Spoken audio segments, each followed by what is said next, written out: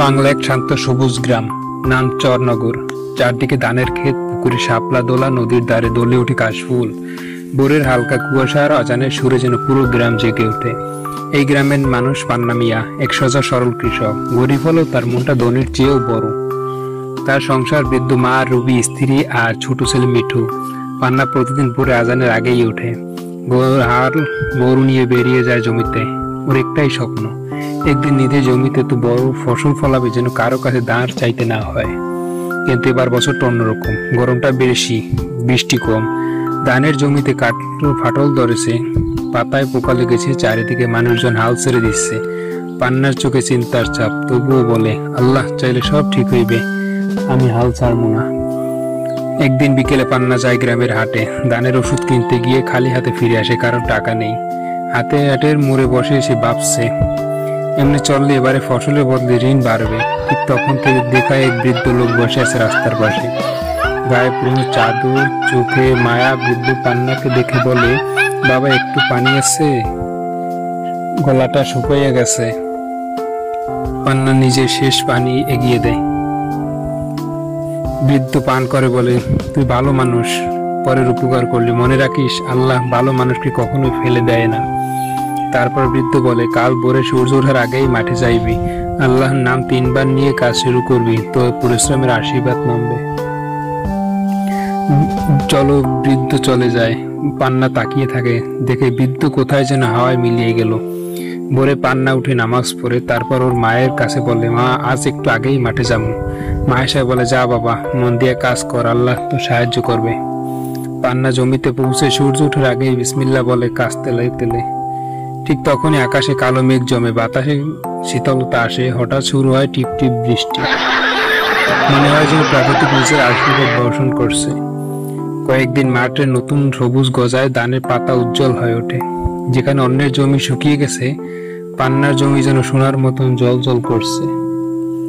গ্রামের মানুষ অবাক হয়ে বলে, পান্নার ভাগ্যটা দেখছো, আল্লাহ নিশ্চয়ই ওর আশীর্বাদ করছে। কেউ কেউ হিংসা করে বলো, নিশ্চয়ই কিছু জাদু করছে। কিন্তু পান্না কিছুই বলে না। সে শুধু প্রতিদিন পরিশ্রম করে যায়, নামাজ পড়ে আর আল্লাহর কাছে শুকরিয়া আদায় করে। একদিন আসে ফসল কাটার দিন। ধানের গাছগুলো পেকে সোনালী রঙের জলমল করছে। রবি, মিঠু আর মায়ের মুখে হাসি। সবাই মিলে ধান কাটছে, হাসছে, গান গাইছে। আকাশে ভেসে আসছে কৃষকের গান। আয়রে ভাই ধান কাটমু, সোনার ফসল তুলামু। মিঠু দৌড়ে এসে বলে, আব্বা দেখি তো এই ধান কত সুন্দর। পান্না ছেলের মাথায় হাত রেখে বলে, এই ধান তোর ভবিষ্যৎ বাপ, এটা আল্লাহর দান। সেদিন সন্ধ্যায় পান্না উঠে বসে চাঁদের আলোয়, দেখে সোনালি ধানের গাদা। মায়ের চোখে জল। রুবি চুপচাপ তাকিয়ে আছে। মা বলে, দেখিস বাবা, যার মন ভালো আল্লাহ তার ভাগ্য ভালো করেন। পান্না বলে, মা আমি এখন বুঝি, বৃদ্ধ লোকটা মানুষ না, আল্লাহর পাঠানো ফেরেশতা ছিল। সেদিন রাতে সে সজদায় মাথা রেখে চোখের জল গড়িয়ে পড়ে মাটিতে। সে বলে, আল্লাহ তুমি আমার আশা, তুমি আমার ভরসা। পরের বছর পুরো গ্রাম পান্নার মতো করে কাজ শুরু করে, আল্লাহ নাম নিয়ে, পরিশ্রম আর সৎভাবে। আর চরণগড় গ্রাম হয়ে ওঠে আশীর্বাদের গ্রাম।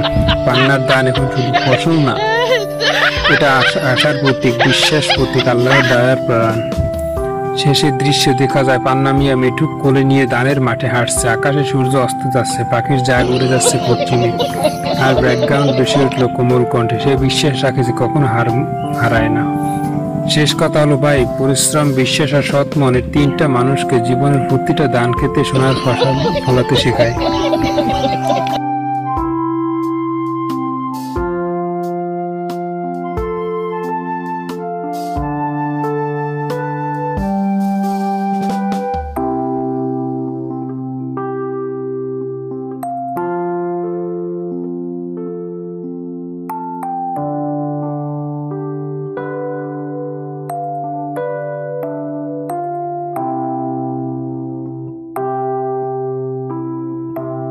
शाबाश बेटा।